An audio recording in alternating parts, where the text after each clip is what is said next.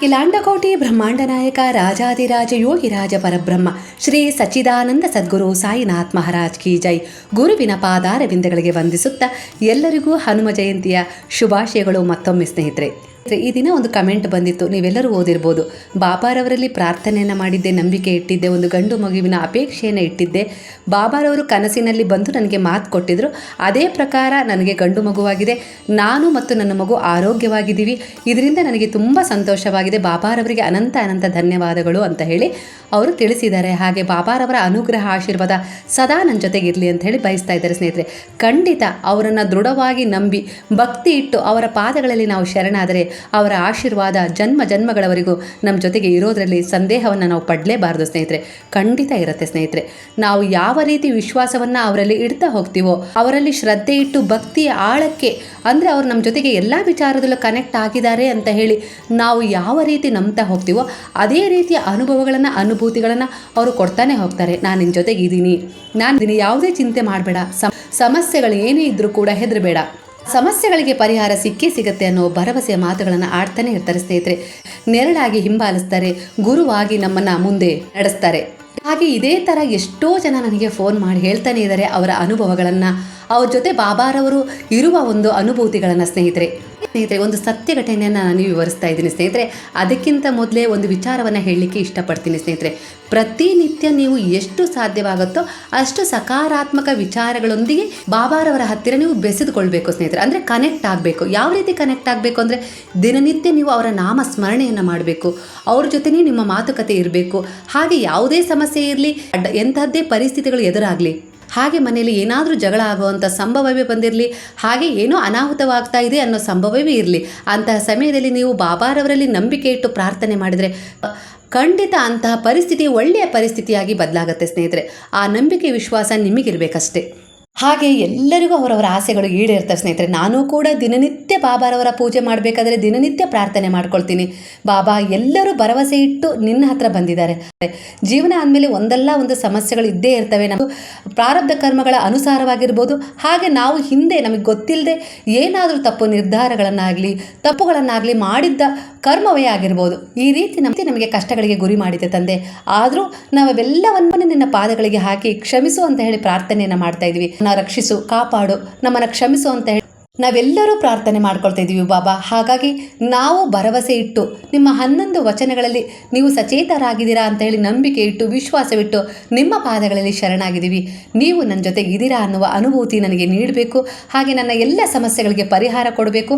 ಹಾಗೆ ನಾನು ಒಳ್ಳೆಯ ವಿಚಾರಗಳನ್ನೇ ಮಾಡಬೇಕು, ಒಳ್ಳೆಯ ವಿಚಾರಗಳನ್ನೇ ಯೋಚಿಸಬೇಕು, ಒಳ್ಳೆಯ ವಿಚಾರಗಳ ನಿರ್ಧಾರವನ್ನೇ ತಗೊಳ್ಬೇಕು. ಹಾಗೆ ನನ್ನಿಂದ ಸದಾ ಒಳ್ಳೆಯ ಕರ್ಮಗಳೇ ಆಗಬೇಕು. ಹಾಗೆ ನೀವು ನನ್ನನ್ನು ಮಾರ್ಗದರ್ಶಿಸಿರಿ ಅಂತೇಳಿ ನಾವು ಪ್ರಾರ್ಥನೆಯನ್ನಂತೂ ದಿನನಿತ್ಯ ಸಲ್ಲಿಸ್ತಾನೆ ಇರಬೇಕು ಸ್ನೇಹಿತರೆ. ಈ ಪ್ರಾರ್ಥನೆಗೆ ತಕ್ಕ ಫಲವೆಂಬಂತೆ ನಮ್ಮ ಜೀವನ ಅದ್ಭುತವಾಗಿ ಒಂದೊಂದೇ ಹಂತದಲ್ಲಿ ಬದಲಾವಣೆ ಆಗ್ತಾ ಹೋಗುತ್ತೆ ಸ್ನೇಹಿತರೆ. ಯಾವುದು ಇಲ್ಲಿ ಒಂದೇ ಸರಿ ಪರಿಪೂರ್ಣವಾಗಿ ಸರಿ ಆಗೋಲ್ಲ ಸ್ನೇಹಿತರೆ. ಒಂದೊಂದೇ ಮೆಟ್ಟಿಲನ್ನು ಹತ್ತಿದಾಗ ಮಾತ್ರ ನಾವು ಏನನ್ನು ತಲುಪಬೇಕು ಅಂತ ಹೇಳಿ ಇಷ್ಟಪಡ್ತಿದ್ದೀವಲ್ಲ ಅದನ್ನು ತಲುಪಲಿಕ್ಕೆ ಸಾಧ್ಯ. ಹಾಗೆ ನಾವು ಒಮ್ಮೆಲೆ ಯಾವುದನ್ನು ಪಡೀಲಿಕ್ಕೆ ಸಾಧ್ಯ ಇಲ್ಲ. ಹಾಗಾಗಿ ನಾವು ಈಗ ಗುರುವಿನ ಬಳಿಗೆ ಹೋಗಿದ್ದೀವಿ, ಗುರುವಿನಲ್ಲಿ ದೃಢವಾದ ನಂಬಿಕೆ ವಿಶ್ವಾಸವಿಟ್ಟು ಯಾಚಿಸಲಿಕ್ಕೆ ಶುರು ಮಾಡಿದ್ದೀವಿ. ಹಾಗೆ ನಮ್ಮ ಕರ್ಮಗಳನ್ನು ಒಳ್ಳೆಯ ರೀತಿಯಲ್ಲಿ ನಾವು ವೃದ್ಧಿಸ್ಕೊಳ್ತಾ ಇದ್ದೀವಿ. ಹಾಗೆ ಈಗ ಒಳ್ಳೆಯದನ್ನೇ ಆಲೋಚನೆ ಮಾಡ್ತಾ ಇದ್ದೀವಿ.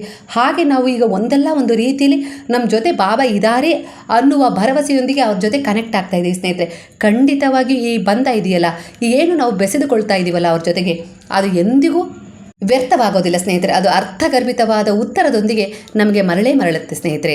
19 ವರ್ಷ ವಯಸ್ಸಿನ ಗಣೇಶ್ ಎಂಬ ಯುವಕ ಹುಬ್ಬಳ್ಳಿಯ ಆರ್ ರಾಧಾಕೃಷ್ಣವರವರ ಮನೆಗೆ ಆತಂಕ ಹಾಗೂ ದುಃಖಭರಿತನಾಗಿ ಭೇಟಿ ನೀಡ್ತಾನಂತೆ. ನನ್ನ ಹಿರಿಯ ಅಣ್ಣನಾದ ರಮಣಿಗೆ ಅಪಘಾತವಾಗಿದೆ ಎಂದು ಹಾಗೂ ಅವರು ಬದುಕುಳಿಯುವ ಸಾಧ್ಯತೆಯೇ ಇಲ್ಲವೆಂದು ಅಳುತ್ತಲೇ ರಾಧಾಕೃಷ್ಣರವರಿಗೆ ತಿಳಿಸ್ತಾನಂತೆ. ರಮಣಿಯು ಹುಬ್ಬಳ್ಳಿಯ ರೈಲ್ವೆ ಕಾರ್ಯಾಗಾರದಲ್ಲಿ ಮೆಕ್ಯಾನಿಕ್ ಆಗಿ ಕೆಲಸ ಮಾಡ್ತಾ ಇರ್ತಾನಂತೆ. ಒಂದು ದಿನ ರಾತ್ರಿ ತನ್ನ ಸ್ನೇಹಿತರೊಂದಿಗೆ ಅವರ ಸಹೋದ್ಯೋಗಿಯ ಮದುವೆಗೆಂದು ತಿರುವಾರೂರ್ಗೆ ತೆರಳಿರ್ತಾನಂತೆ. ಮದುವೆ ಮುಗಿದ ನಂತರ ಒಬ್ಬರೇ ತಿರುವಾರೂರ್ನಿಂದ ಹುಬ್ಬಳ್ಳಿಗೆ ವಾಪಸ್ ಹೊರಟಾಗ ಮಧ್ಯಾಹ್ನ 3:30ಕ್ಕೆ ಸರಿಯಾಗಿ ಮಾಯಾವರಂ ರೈಲು ನಿಲ್ದಾಣವನ್ನು ತಲುಪ್ತಾರಂತೆ. ಅಲ್ಲಿ ರೈಲಿನಿಂದ ಇಳಿದು ಹುಬ್ಬಳ್ಳಿಗೆ ಹೋಗುವ ಸಲುವಾಗಿ ಮತ್ತೊಂದು ರೈಲನ್ನು ಹತ್ತುತ್ತಿರಬೇಕಾದ್ರೆ ಅಕಸ್ಮಾತ್ ಕಾಲು ಜಾರಿ ಪ್ಲಾಟ್ಫಾರಂನ ಮೇಲೆ ಬೀಳ್ತಾನಂತೆ. ಅವನ ತಲೆ ಅಲ್ಲಿದ್ದ ಕಲ್ಲಿಗೆ ಜೋರಾಗಿ ಬಡಿಯುತ್ತಂತೆ. ಆ ಘಟನೆಯಿಂದ ತಲೆಗೆ ತೀವ್ರ ಪೆಟ್ಟಾಗಿ ತಲೆಯಿಂದ ಹಾಗೂ ಬಾಯಿಯಿಂದ ಅಪಾರವಾಗಿ ರಕ್ತ ಹೊರಲಿಕ್ಕೆ ಶುರುವಾಗುತ್ತಂತೆ. ಅವನ ಬಳಿ ಇದ್ದ ರೈಲ್ವೆ ಪಾಸ್ನಿಂದ ಆತ ರೈಲ್ವೆ ಉದ್ಯೋಗಿ ಎಂದು ಆ ರೈಲು ನಿಲ್ದಾಣದಲ್ಲಿ ಸಿಬ್ಬಂದಿಗೆ ತಿಳಿಯುತ್ತಂತೆ. ಕೂಡಲೇ ಅವನಿಗೆ ಪ್ರಥಮ ಚಿಕಿತ್ಸೆಯನ್ನು ನೀಡಿ ಹೆಚ್ಚಿನ ಚಿಕಿತ್ಸೆಗಾಗಿ ತಂಜಾವೂರಿನ ಜನರಲ್ ಆಸ್ಪತ್ರೆಗೆ ಸೇರಿಸಲಾಗುತ್ತಂತೆ ಸ್ನೇಹಿತರೆ. ಅಲ್ಲದೆ ಅವನ ಪೋಷಕರಿಗೆ ವಿಷಯ ಕೂಡ ಮುಟ್ಟಿಸ್ತಾರಂತೆ. ಅವನ ತಾಯಿ ಹಾಗೂ ಚಿಕ್ಕಪ್ಪ ಕೂಡಲೇ ಹುಬ್ಬಳ್ಳಿಯಿಂದ ಹೊರಟು ಅದೇ ರಾತ್ರಿ 10 ಗಂಟೆಗೆ ತಂಜಾವೂರನ್ನು ತಲುಪ್ತಾರಂತೆ. ರಮಣಿಯು ಆಸ್ಪತ್ರೆಯಲ್ಲಿ ಕೋಮಾ ಸ್ಥಿತಿಯಲ್ಲಿ ಮಲಗಿರುವುದನ್ನು ಅವರುಗಳ ಹೃದಯ ಹಿಂಡಿದಂತಾಗತ್ತಂತೆ ಸ್ನೇಹಿತರೆ. ರಮಣಿಯ ಚಿಕ್ಕಪ್ಪ ಅವನ ತಂದೆಯಾದ ಶ್ರೀನಿವಾಸ್ಗೆ ಕೂಡಲೇ ಹೊರಟು ಬಂದು ಮಗನ ಅಂತಿಮ ದರ್ಶನ ಮಾಡುವಂತೆ ಟೆಲಿಗ್ರಾಮನ್ನು ಕಳಿಸ್ತಾರಂತೆ. ಆದರೆ ಶ್ರೀನಿವಾಸ್ ತೀವ್ರ ಅಸ್ತಮ ಕಾಯಿಲೆಯಿಂದ ನರಳುತ್ತಾ ಇದ್ದರಿಂದ ತಂಜಾವೂರಿಗೆ ಹೋಗಲು ಸಾಧ್ಯವಿರಲಿಲ್ಲ. ಹಾಗಾಗಿ ಅವರು ತಮ್ಮ ಮನೆಯಲ್ಲಿನ ದೇವರ ಕೋಣೆಗೆ ಹೋಗಿ ಬಾಬಾರವರ ಭಾವಚಿತ್ರದ ಮುಂದೆ ನಿಂತುಕೊಂಡು, ಬಾಬಾ ದಯಮಾಡಿ ನನ್ನ ಮಗನನ್ನು ಬದುಕಿಸಿ ಎಂದು ಬೇಡಿಕೊಳ್ತಾರಂತೆ. ಸಾಷ್ಟಾಂಗ ಪ್ರಣಾಮವನ್ನು ಸಲ್ಲಿಸ್ತಾರಂತೆ. ಮಾರನೆಯ ದಿನ ಗುರುವಾರವಾಗಿದ್ದು ಶ್ರೀನಿವಾಸರವರು ಮತ್ತೊಬ್ಬ ಪುತ್ರ ಗಣೇಶ್ ರಾಧಾಕೃಷ್ಣವರ ಮನೆಗೆ ಹೋಗಿರ್ತಾರಂತೆ. ಅಲ್ಲಿ ರಾಧಾಕೃಷ್ಣವರು ಬಾಬಾರವರಿಗೆ ಸಾಯಂಕಾಲದ ಆರತಿಯನ್ನು ಸಲ್ಲಿಸಿ ರಮಣಿಯ ಆರೋಗ್ಯಕ್ಕಾಗಿ ಪ್ರಾರ್ಥನೆಯನ್ನು ಸಲ್ಲಿಸ್ತಾರಂತೆ. ಅಲ್ಲಿಂದ ಸಾಯಿ ಭಕ್ತರೆಲ್ಲರೂ ಗೋಪಿನಾಥ್ ಎಂಬ ಸಾಯಿ ಭಕ್ತರ ಮನೆಗೆ ಬಂದು ಅಲ್ಲಿ ಸಾಮೂಹಿಕವಾಗಿ ಸಾಯಿ ಭಜನೆಯ ಕಾರ್ಯಕ್ರಮವನ್ನು ಹಮ್ಮಿಕೊಂಡು ಭಜನೆಯ ಕೊನೆಯಲ್ಲಿ ಎಲ್ಲರೂ ಸೇರಿ 5 ನಿಮಿಷಗಳ ಕಾಲ ಮೌನದಿಂದ ಇದ್ದು ರಮಣಿಯ ಆರೋಗ್ಯಕ್ಕಾಗಿ ಪ್ರಾರ್ಥನೆಯನ್ನು ಸಲ್ಲಿಸ್ತಾರಂತೆ ಬಾಬಾರವರಿಗೆ. ರಾಧಾಕೃಷ್ಣವರು ಕಣ್ಣು ತೆರೆದು ಬಾಬಾರವರ ಭಾವಚಿತ್ರವನ್ನು ನೋಡ್ತಾ ಇರಬೇಕಾದ್ರೆ ಬಾಬಾ ಮುಗುಳ್ನಗುತ್ತಾ ಅಭಯ ನೀಡುತ್ತಿರುವಂತೆ ಭಾಸವಾಗುತ್ತಂತವರಿಗೆ. ಅಲ್ಲದೆ ನಾನಿರುವಾಗ ಭಯಬೇಕೆ, ನಿನ್ನ ಎಲ್ಲ ಭಾರವನ್ನು ನನ್ನ ಮೇಲೆ ಹೊರಿಸು, ನಾನು ಅದನ್ನು ಭರಿಸುತ್ತೇನೆ ಎಂದು ಬಾಬಾ ನುಡಿದಿದ್ದು ಸ್ಪಷ್ಟವಾಗಿ ಅವರಿಗೆ ಕೇಳಿಸುತ್ತಂತೆ. ನಂತರ ರಾಧಾಕೃಷ್ಣರವರು ಗಣೇಶನಿಗೆ ಮನೆಗೆ ವಾಪಸ್ ಹೋಗಿ ಅವನ ತಂದೆಗೆ ಅವರ ಮಗ ಉಳಿತಾನೆ ಅಂತ ಹೇಳಿ ಭರವಸೆಯನ್ನು ಕೊಡು ಅಂತ ಹೇಳಿ ಕಳಿಸ್ತಾರಂತೆ. ಹೊತ್ತಕ್ಕೆ ಅದೇ ರಾತ್ರಿ 8:30 ಹೊತ್ತಿಗೆ ರಮಣಿಗೆ ಪ್ರಜ್ಞೆ ಬರುತ್ತಂತೆ. ಅದೇ ಸಮಯಕ್ಕೆ ಸರಿಯಾಗಿ ಇತ್ತ ಹುಬ್ಬಳ್ಳಿಯಲ್ಲಿ ಬಾಬಾರವರು ರಾಧಾಕೃಷ್ಣರವರಿಗೆ ರಮಣಿ ಬದುಕುಳಿತಾನೆ ಅಂತ ಹೇಳಿ ಅಭಯ ನೀಡಿದ ಸಮಯ ಕೂಡ ಅದೇ ಆಗಿದೆ ಸ್ನೇಹಿತರೆ. 1 ವಾರದ ನಂತರ ರಮಣಿ ಸಂಪೂರ್ಣವಾಗಿ ಗುಣಮುಖನಾಗಿ ಆಸ್ಪತ್ರೆಯಿಂದ ಮನೆಗೆ ಬರ್ತಾನಂತೆ ಸ್ನೇಹಿತರೆ. ಇದೇ ಅಲ್ಲವೇ ಬಾಬಾರವರ ಕೃಪೆ, ದಯೆ, ಕರುಣೆ ಅಂದರೆ? ಅದಕ್ಕೆ ನಾನು ಹೇಳೋದು ಸ್ನೇಹಿತರೆ, ನಿಮ್ಮ ಪ್ರಾರ್ಥನೆ ಎಷ್ಟು ನಿಷ್ಕಲ್ಮಶವಾಗಿರುತ್ತೋ, ಎಷ್ಟು ದೃಢವಾಗಿರುತ್ತೋ, ಎಷ್ಟು ವಿಶ್ವಾಸದಿಂದ ಕೂಡಿರುತ್ತೋ, ಎಷ್ಟು ಭಕ್ತಿಪೂರ್ವಕವಾಗಿರುತ್ತೋ, ಅದಕ್ಕೆ ತಕ್ಕ ಹಾಗೆ ನಿಮ್ಮ ವಿಶ್ವಾಸಕ್ಕೆ ತಕ್ಕ ಹಾಗೆ ಬಾಬಾರವರು ನಿಮ್ಮ ಇಚ್ಛೆಗಳನ್ನು ಈಡೇರಿಸಲಿಕ್ಕೆ ಶುರು ಮಾಡ್ತಾರೆ ಸ್ನೇಹಿತರೆ. ಆದರೆ ನಂಬಿಕೆ, ವಿಶ್ವಾಸ ಅಚಲವಾಗಿರಬೇಕು. ನಾವು ಮಾಡುವ ಕೆಲಸದಲ್ಲಿ ಶ್ರದ್ಧೆ ಇರಬೇಕು.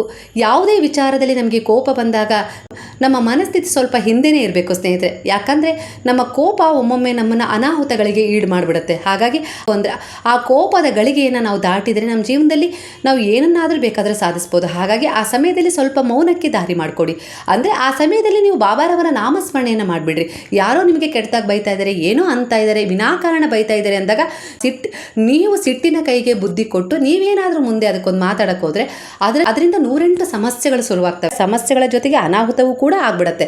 ಹಾಗಾಗಿ ಅದೇ ಸಮಯದಲ್ಲಿ ಏನೋ ಒಂದು ಮಾತು ಅನ್ಲಿ ಬಿಡು ಅಂದಿದಾರಲ್ಲ, ಹೋಗ್ಲಿ ಬಿಡು ಅತ್ಲಾಗೆ ಅಂತೇಳಿ ನಾವು ಸುಧಾರಿಸ್ಕೊಂಡು ಹಿಂಸರಿದ್ರೆ ಖಂಡಿತವಾಗಿಯೂ ಆ ಕ್ಷಣ ಕಳೆದು ಹೋಗುತ್ತೆ ಸ್ನೇಹಿತರೆ. ಒಳ್ಳೆಯ ಕ್ಷಣ ಶುರುವಾಗುತ್ತೆ. ಅದಕ್ಕೆ ಬಾಬಾ ಸದಾ ಹೇಳೋದು, ಸ್ವಲ್ಪ ತಾಳ್ಮೆ ವಹಿಸು, ಎಲ್ಲ ಒಳ್ಳೆಯದಾಗತ್ತೆ ಅಂತ ಹೇಳಿ ಸ್ನೇಹಿತರೆ. ಹಾಗೆ ಸ್ನೇಹಿತರೆ, ಎಷ್ಟೋ ಜನ ಫೋನ್ ಮಾಡಿದ್ರಲ್ಲಿ ನಂಗೆ ತುಂಬ ಒಳ್ಳೆಯದಾಗಿದೆ ಅಂತ ಹೇಳ್ತಾ ಇದ್ದಾರೆ. ಹಾಗೆ ನನಗೆ ತುಂಬ ದುಃಖದಲ್ಲಿದ್ದಾಗ ಈಗ ಬಾಬಾರವರ ಸಂದೇಶಗಳನ್ನು ಕೇಳ್ತಾ ಇದ್ದೀನಿ. ಇದರಿಂದ ಆತ್ಮವಿಶ್ವಾಸ ಮೂಡ್ತಾ ಇದೆ. ಜೀವನದಲ್ಲಿ ನಾನು ಏನಾದರೂ ಸಾಧಿಸ್ತೀನಿ ಅನ್ನೋ ಛಲ ಮೂಡ್ತಾ ಇದೆ. ಇದರಿಂದ ನಂಗೆ ತುಂಬ ಸಂತೋಷವಾಗ್ತಾ ಇದೆ. ಬದುಕಲೇಬಾರ್ದು ಅಂತ ಹೇಳಿ ಅಂದ್ಕೊಂಡಿದ್ದಳು ನಾನು. ಈ ಸಂದೇಶಗಳನ್ನು ಕೇಳಲಿಕ್ಕೆ ಶುರು ಮಾಡಿದ ಮೇಲೆ ನನ್ನಲ್ಲೂ ಒಂದು ಭರವಸೆ ಮೂಡ್ತಾ ಇದೆ ಅಂತ ಹೇಳ್ತಾ ಇದ್ದೀರಿ. ಅಂದರೆ ಖಂಡಿತವಾಗಿಯೂ ಗುರುವಿನ ಅನುಗ್ರಹ, ಆಶೀರ್ವಾದ ಸ್ನೇಹಿತರೆ. ಯಾವುದೋ ಜನ್ಮದಲ್ಲಿ ನೀವು ಮಾಡಿದ ಪೂಜೆಯ ಫಲ ಇರ್ಬೋದು ಸ್ನೇಹಿತರೆ. ಒಳ್ಳೆಯ ಕರ್ಮಗಳ ಫಲ ಈ ರೀತಿ ಗುರುವಿನ ರೂಪದಲ್ಲಿ ಬಂದು ನಿಮ್ಮನ್ನು ಕೈ ಹಿಡಿದಿದೆ. ಅದಕ್ಕೆ ನಾನು ಸದಾ ಹೇಳೋದು, ಒಳ್ಳೆಯ ಕರ್ಮಗಳನ್ನು ಮಾಡಿರಿ, ಒಳ್ಳೆಯ ವಿಚಾರಗಳನ್ನೇ ಯೋಚಿಸ್ರಿ, ಒಳ್ಳೆಯದನ್ನೇ ಎಲ್ಲರಿಗೂ ಬಯಸ್ರಿ. ಮದ, ಮೋಹ, ಮತ್ಸರ, ಕಾಮಾದಿ ಬೈಕೆಗಳನ್ನು ನಮ್ಮಲ್ಲಿ ನಾವು ಹೆಚ್ಚೆಚ್ಚು ಅವಕ್ಕೆ ಜಾಗ ಕೊಟ್ಟ ಹಾಗೆ ನಮ್ಮ ಮನಸ್ಸು ಅತ್ಯಂತ ನಿರಾಸೆಗೆ ಒಳಗಾಗುತ್ತೆ ಸ್ನೇಹಿತರೆ. ಅದ್ರ ಬದಲು ಶಾಂತವಾಗಿ ಇದ್ದುದ್ರಲ್ಲೇ ಒಳ್ಳೆ ರೀತಿಯಲ್ಲಿ ನಾವು ಸಾಧಾರಣ ಜೀವನವೇ ಆದರೂ ಪರವಾಗಿಲ್ಲ, ತೃಪ್ತಿಕರವಾದ ಜೀವನವನ್ನು ನಡೆಸುವುದರಲ್ಲಿ ನಾವು ಯಶಸ್ವಿ ಆಗಬೇಕು ಸ್ನೇಹಿತರೆ. ಆಗ ನಮ್ಮ ಜೀವನದಲ್ಲಿ ನಾವು ಏನನ್ನ ಕನಸು ಈಡೇರಿಸ್ಕೊಳ್ಬೇಕು ಅಂತ ಇದೀವೋ, ಗುರಿ ಮುಟ್ಟಬೇಕು ಅಂತ ಇದೀವೋ, ಅದಕ್ಕೆ ತನ್ನಿಂದ ತಾನಾಗಿ ದಾರಿಗಳಾಗಿರ್ಬೋದು, ಅವಕಾಶಗಳಾಗಿರ್ಬೋದು ಸಿಗ್ತಾ ಹೋಗ್ತವೆ ಸ್ನೇಹಿತರೆ. ಅಂದರೆ ಮನುಷ್ಯನ ಕರ್ಮಗಳು ಎಷ್ಟು ಶುದ್ಧವಾಗ್ತಾ ಹೋಗ್ತವೋ, ಆಲೋಚನೆಗಳಾಗಿರ್ಬೋದು, ಆಲೋಚನೆಗಳಾಗಿರ್ಬೋದು, ನಿರ್ಧಾರಗಳಾಗಿರ್ಬೋದು ಎಷ್ಟು ಪರಿಪೂರ್ಣವಾಗಿ ಶುದ್ಧತೆಯನ್ನು ಪಡ್ಕೊಳ್ತಾ ಹೋಗ್ತವೋ ಅದಕ್ಕೆ ತಕ್ಕ ಹಾಗೆ ಈ ಪ್ರಕೃತಿ ಆಗಿರ್ಬೋದು, ಈ ಬ್ರಹ್ಮಾಂಡ ಆಗಿರ್ಬೋದು ನಮಗೆ ಸ್ಪಂದಿಸ್ತಾ ಹೋಗುತ್ತೆ ಸ್ನೇಹಿತರೆ. ಈ ಪ್ರಕೃತಿ ಬ್ರಹ್ಮಾಂಡ ಯಾಕೆ ನಮ್ಮ ದೇಹ ಮನಸ್ಸು ಕೂಡ ನಮಗೆ ಸ್ಪಂದಿಸಲಿಕ್ಕೆ ಶುರುವಾಗ್ತವೆ ಸ್ನೇಹಿತರೆ. ಎಷ್ಟು ಆಸೆಗಳನ್ನು ಇಟ್ಕೊಂಡಿದ್ದೀರಾ, ಒಂದು ಮಗುವಿನ ನಿರೀಕ್ಷೆಯಲ್ಲಿದ್ದೀರಾ, ಖಂಡಿತ ಬಾಬಾರವರ ಅನುಗ್ರಹ ಆಶೀರ್ವಾದದಿಂದ ಒಳ್ಳೆಯದಾಗತ್ತೆ ಸ್ನೇಹಿತರೆ. ಎಂತಹ ಸಮಸ್ಯೆಯ ಸುಳಿಗೆ ನೀವು ಸಿಲುಕಿರಲಿ, ಬಾಬಾರವರ ಪಾದಗಳನ್ನು ಗಟ್ಟಿಯಾಗಿ ಹಿಡ್ಕೊಳ್ರಿ. ಯಾವುದೇ ಕಾರಣಕ್ಕೂ ನಿಮ್ಮ ಅಚಲವಾದ ದೃಢವಾದ ವಿಶ್ವಾಸದ ನಂಬಿಕೆಯನ್ನು ಕದಲಿಸದೆ ನೀವು ದೃಢವಾಗಿ ವಿಶ್ವಾಸವಿಟ್ಟು ಅವರ ಪಾದಗಳಲ್ಲೇ ನಿಂತರೆ ಖಂಡಿತವಾಗಿ ಅವರ ಅನುಗ್ರಹ ಆಶೀರ್ವಾದ, ದಯೆ, ಕರುಣೆ, ಪ್ರೇಮದ ಮಳೆ ಹರಿಸ್ತಾರೆ ಸ್ನೇಹಿತರೆ ನಿಮ್ಮ ಮೇಲವರು. ಎಷ್ಟೇ ತಪ್ಪುಗಳಾಗಿರಲಿ ನಮ್ಮಿಂದ, ನಮಗೆ ಗೊತ್ತಿದ್ದೋ ಗೊತ್ತಿಲ್ಲದೇನೋ ತಪ್ಪುಗಳಾಗ್ಬಿಡ್ತವೆ. ಮನುಷ್ಯ ಅಂದಮೇಲೆ ಹಾಗೆ ಅಲ್ವಾ, ಆಸೆಗಾದರೂ ಒಳಗಾಗಿರ್ತೀವಿ, ಇಲ್ಲವೇ ಕಷ್ಟಕ್ಕಾದರೂ ಒಳಗಾಗಿರ್ತೀವಿ. ಇವೆರಡರಿಂದನೂ ನಮ್ಮಿಂದ ತಪ್ಪುಗಳಾಗಿರ್ತವೆ ಸ್ನೇಹಿತರೆ. ಹಾಗಾಗಿ ಇಂತಹ ಪ್ರಾರಬ್ಧ ಕರ್ಮಗಳನ್ನು ನಾನು ಮಾಡಿದ್ದೀನಪ್ಪ, ಕ್ಷಮಿಸ್ಬಿಡು, ಈ ಪ್ರಾರಬ್ಧಗಳನ್ನು ನೀನು ಸ್ವೀಕರಿಸ್ತೀನಿ ಅಂತ ಹೇಳಿ ಭರವಸೆ ಕೊಟ್ಟಿದ್ದೀಯಾ.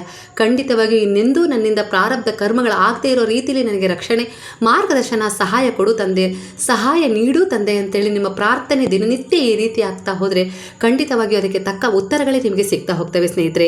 ನಾನು ಕೂಡ ಎಲ್ಲರ ಪರವಾಗಿಯೂ ದಿನನಿತ್ಯ ನಾನು ಬೆಳಗ್ಗೆ ಪೂಜೆ ಮಾಡಬೇಕಾದ್ರೆ ಬಾಬಾರವರಲ್ಲಿ ಅದೇ ಪ್ರಾರ್ಥನೆಯನ್ನು ಮಾಡಿರೋದು.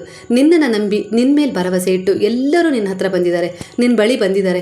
ಸಮಸ್ಯೆಗಳಿಗೆ ಪರಿಹಾರ ಸಿಗುತ್ತೆ, ಇಚ್ಛೆಗಳ ಈಡೇರಿಕೆ ಆಗತ್ತೆ, ಜೀವನದಲ್ಲಿ ಸುಖವಾದ ನೆಮ್ಮದಿಯ ದಡವನ್ನು ಸೇರಿಸ್ತೀವಿ ಅನ್ನೋ ಭರವಸೆಯನ್ನು ಇಟ್ಟು ಬಂದಿದ್ದಾರೆ. ಹಾಗಾಗಿ ಅವರ ಭರವಸೆಯನ್ನು ಎಂದೂ ಹುಸಿಯಾಗಿಸಬೇಡ ತಂದೆ ಅಂತಲೇ ನಾನು ಪ್ರಾರ್ಥನೆಯನ್ನು ಮಾಡ್ಕೊಳ್ತೀನಿ ಸ್ನೇಹಿತರೆ. ದಿನನಿತ್ಯ ನನಗೆ ಪೂಜೆ ಮಾಡಿದ ಕ್ಷಣ ಬಾಬಾರವರ ಅನುಗ್ರಹ ಆಶೀರ್ವಾದ ಹೂವಿನ ರೂಪದಲ್ಲಿ ಸಿಗ್ತಾನೆ ಇದೆ ಸ್ನೇಹಿತರೆ. ಹಾಗಾಗಿ ತಾನೇ ಅವರು ನಿಮ್ಮ ಮನಸ್ಸಲ್ಲಿ ನೆಲೆಯಾಗಿ ನಿಂತಿರೋದು, ನಿಮ್ಮ ಇಚ್ಛೆಗಳು ಒಂದೊಂದಾಗಿ ಪೂರ್ಣಗೊಳ್ತಾ ಇರೋದು. ಹಾಗೆ ಯಾರೆಲ್ಲ ಕಷ್ಟದಲ್ಲಿ ಇನ್ನೂ ಇದ್ದೀರೋ ಖಂಡಿತವಾಗಿಯೂ ನಂಬಿಕೆ ಇಡ್ರಿ. ಆ ನಂಬಿಕೆಯೇ ವಿಶ್ವಾಸವಾಗಿ ಒಳ್ಳೆಯ ಇಚ್ಛೆಯಾಗಿ ಬದಲಾಯಿಸ್ತಾರೆ ಸ್ನೇಹಿತರೆ. ನಿಮಗೂ ಕೂಡ ಸುಖ, ಶಾಂತಿ, ನೆಮ್ಮದಿಯನ್ನು ತಂದುಕೊಡ್ತಾರೆ. ನಂಬಿಕೆ ಕಳ್ಕೊಂಬೇಡ್ರಿ. ಜೀವನದಲ್ಲಿ ಹೇಗೆ ಗೊತ್ತಾ, ನಮ್ಮ ಪಯಣದಲ್ಲಿ ಹೇಗೆ ಗೊತ್ತಾ, ಇವತ್ತು ಒಂದು ಇಚ್ಛೆ ಈಡೇರ್ತು ಅಂದರೆ, ಇವತ್ತು ಒಂದು ಆಸೆಯನ್ನು ನಾವು ಈಡೇರಿಸ್ಕೊಂಡ್ವಿ ಬಾಬಾನಲ್ಲಿ ಪ್ರಾರ್ಥನೆಯನ್ನು ಮಾಡಿ ಅಂದರೆ ನಮಗೆ ಮತ್ತೆ ನಾಳೆಗೆ ಇನ್ನೊಂದು ಇಚ್ಛೆ ಇದ್ದೇ ಇರುತ್ತೆ ಸ್ನೇಹಿತರೆ. ಹಾಗಾಗಿ ಇದು ಮುಗಿಯದ ಸಂತೆ. ಅದಕ್ಕಾಗಿಯೇ ನಮ್ಮ ಕರ್ಮಗಳೇ ಶುದ್ಧವಾಗಿದ್ದರೆ, ನಮ್ಮ ಆಲೋಚನೆಗಳೇ ಶುದ್ಧವಾಗ್ತಾ ಹೋಗ್ಬಿಟ್ರೆ ನಾವು ಗುರುವಿನಿಂದ ಎಂದೂ ಬೇರೆ ಅಲ್ಲ ಅನ್ನೋ ಭಾವ ನಮ್ಮಲ್ಲಿ ಉಂಟಾಗತ್ತೆ. ಈ ಭಾವದಿಂದ ನಮ್ಮ ಜೀವನದಲ್ಲಿ ನಾವು ಎಲ್ಲ ರೀತಿಯ ಸುಖ, ಶಾಂತಿ, ನೆಮ್ಮದಿಯನ್ನು ಪಡಿಬೋದು ಸ್ನೇಹಿತರೆ. ಹಾಗಾಗಿ ಎಂತಹ ಅನಾರೋಗ್ಯದ ಸ್ಥಿತಿಯೇ ಆಗಿರಲಿ, ಆ ಸಮಯದಲ್ಲಿ ನೀವು ಬಾಬಾರವರ ನಾಮಸ್ಮರಣೆಯನ್ನು ಮಾಡ್ತಾನೆ ಇರಿ. ಹಾಗೆ ನೀವು ಎಲ್ಲಿಗೆ ಪ್ರಯಾಣ ಬೆಳೆಸೋದಕ್ಕಿಂತ ಮೊದಲೇ ಬಾಬಾ ನೀವು ನಮ್ಮ ಜೊತೆಗಿರಬೇಕು, ನಮ್ಮ ಪ್ರಯಾಣದಲ್ಲಿ ನಮಗೆ ಮಾರ್ಗದರ್ಶನ ಮಾಡಿರಿ, ಹಾಗೆ ನಮ್ಮ ಜೊತೆಗಿದ್ದು ನಮಗೆ ಸಹಾಯ ಮಾಡಿರಿ ಅಂತೇಳಿ ಪ್ರಾರ್ಥನೆಯನ್ನು ಮಾಡಿಕೊಂಡೇ ಹೊರಡ್ರಿ ಸ್ನೇಹಿತರೆ. ಇದರಿಂದ ಎಂತಹ ಅನಾಹುತಗಳಿದ್ರೂ ಕೂಡ ಎಂತಹ ಅನಾಹುತಗಳು ಆಗೋದಿಲ್ಲ. ನಮ್ಮ ಹಣೆಯ ಬರದಲ್ಲಿ ಪ್ರಾರಬ್ಧ ಕರ್ಮಕ್ಕನುಸಾರವಾಗಿ ಆ ಕ್ಷಣದಲ್ಲಿ ಅನಾಹುತಗಳು ಆಗಬೇಕು ಅಂತ ಇದ್ರೂ ಕೂಡ ಗುರುವನ್ನೇ ನಮ್ಮ ಜೊತೆ ಕರ್ಕೊಂಡು ಹೋಗ್ತಾ ಇದೀವಿ, ಗುರುವಿನಲ್ಲೇ ಭಾರವಿಟ್ಟಿದ್ದೀವಿ, ಅವರ ಸಹಾಯವನ್ನೇ ಕೇಳಿದ್ದೀವಿ ಅಂದರೆ ಸಹಾಯವನ್ನು ಅವರೇ ಅದನ್ನು ನೋಡ್ಕೊಳ್ತಾರೆ ಸ್ನೇಹಿತರೆ. ಅಂದರೆ ನಮ್ಮ ವಿಶ್ವಾಸ ಆ ರೀತಿಯದ್ದಾಗಿರಬೇಕು. ಎಲ್ಲವೂ ನೀನೇ ತಂದೆ, ಜೀವನದ ಪರಮೋಚ್ಚ ಗುರಿಯೇ ನೀನು, ನಿನ್ನಲ್ಲಿ ನಾನು ಬೆಸೆದುಕೊಳ್ಬೇಕು ಅಂತಲೇ ನಾವು ಆಸೆ ಪಡಬೇಕು. ಹಾಗೆ ನಮ್ಮ ಎಲ್ಲ ಕನಸು, ಇಚ್ಛೆಗಳನ್ನು ಬಾಬಾರವರ ಪಾದಗಳ ಮೇಲೆ ದೃಢವಾದ ನಂಬಿಕೆ ಇಟ್ಟು ಸಮರ್ಪಣೆ ಮಾಡಬೇಕು. ನಮ್ಮ ಮಕ್ಕಳ ಯೋಗಕ್ಷೇಮವೇ ಆಗಿರ್ಬೋದು, ವಿದ್ಯಾ ಬುದ್ಧಿ ಬೇಕು ಅನ್ನೋ ಆಸೆಯೇ ಆಗಿರ್ಬೋದು, ಅವ್ರ ಜೀವನದಲ್ಲಿ ಮುಂದೆ ಒಳ್ಳೆಯ ಯಶಸ್ಸನ್ನು ಪಡಿಬೇಕು, ಅವರಿಗೆ ಒಳ್ಳೆಯ ಪ್ರಜೆಯಾಗಿ ಬದುಕಬೇಕು ಅನ್ನೋ ಆಸೆಯನ್ನು ಕೂಡ ಪ್ರಾಮಾಣಿಕವಾಗಿ ಆಸೆಯನ್ನು ಕೂಡ ನಾವು ಬಾಬಾರವರ ಪಾದಗಳಿಗೆ ಹಾಕಿ ನಮ್ಮ ಮಕ್ಕಳನ್ನು ಅವರ ಪಾದಗಳಲ್ಲೇ ಹಾಕಿಬಿಡಬೇಕು. ನೀವೇ ನೋಡ್ಕೋಬೇಕು ಬಾಬಾ, ಇವರ ಜೀವನ ಎಷ್ಟು ಉಜ್ವಲವಾಗಿರಬೇಕು, ಇವರ ಭವಿಷ್ಯ ಯಾವ ರೀತಿ ಇರಬೇಕು, ಹಾಗೆ ಇವರು ಯಾವ ರೀತಿ ಕರ್ಮಗಳನ್ನು ಮಾಡಬೇಕು, ಯಾವ ರೀತಿ ಆಲೋಚನೆಗಳನ್ನು ಮಾಡಬೇಕು, ಅದೆಲ್ಲ ನಿಮ್ಮ ಪಾದಗಳಿಗೆ ಬಿಟ್ಟಿದ್ದೀನಿ. ನೀವು ಇವರನ್ನು ಯಾವ ರೀತಿ ರಕ್ಷಿಸ್ತಿರೋ, ಕಾಪಾಡ್ತಿರೋ ಅದು ನಿಮಗೆ ಬಿಟ್ಟ ವಿಚಾರ ಅಂತೇಳಿ ನಾವು ನಮ್ಮ ಮಕ್ಕಳ ಸಂಪೂರ್ಣ ವಿಚಾರವನ್ನು ಇಲ್ಲಿ ಗುರುವಿನ ಮಾರ್ಗದರ್ಶನದಲ್ಲಿ ಸಾಕ್ತಾ ಇರೋ ಮಕ್ಕಳು ಅಡ್ಡದಾರಿ ಎಂದಿಗೂ ಹಿಡಿಯೋಲ್ಲ ಸ್ನೇಹಿತರೆ. ಗುರುವಿನ ಅನುಗ್ರಹ, ಆಶೀರ್ವಾದ, ಗುರುವಿನ ಸ್ಥಾನ ಅಪಾರವಾದದ್ದು ಸ್ನೇಹಿತರೆ. ಬಾಬಾರವರು ನಮ್ಮ ಕೈ ಹಿಡಿದು ನಡೆಸಬೇಕು, ನಮ್ಮ ಇಚ್ಛೆಗಳನ್ನು ಈಡೇರಿಸಬೇಕು ಅಂದರೆ ನಮ್ಮ ಕರ್ಮಗಳು ಶುದ್ಧವಾಗಬೇಕು, ನಮ್ಮ ಆಲೋಚನೆಗಳು ಶುದ್ಧವಾಗಬೇಕು, ನಾವು ತೆಗೆದುಕೊಳ್ಳುವ ನಿರ್ಧಾರಗಳು ಶುದ್ಧವಾಗಬೇಕು, ಹಾಗೆ ನಮ್ಮ ದಾರಿಯ ಆಯ್ಕೆ ಕೂಡ ಸರಿಯಾಗಿರಬೇಕು ಸ್ನೇಹಿತರೆ. ಆಗ ನಮ್ಗೆ ಅದಕ್ಕೆ ತಕ್ಕ ಹಾಗೆ ಫಲಗಳು ಸಿಗ್ತಾ ಹೋಗ್ತವೆ ಸ್ನೇಹಿತರೆ. ಈ ಮಾಹಿತಿ ನಿಮಗೆ ಇಷ್ಟವಾದರೆ ಸಾಯಿರಾಮ್ ಅಂತೇಳಿ ಕಮೆಂಟ್ ಮಾಡಿ.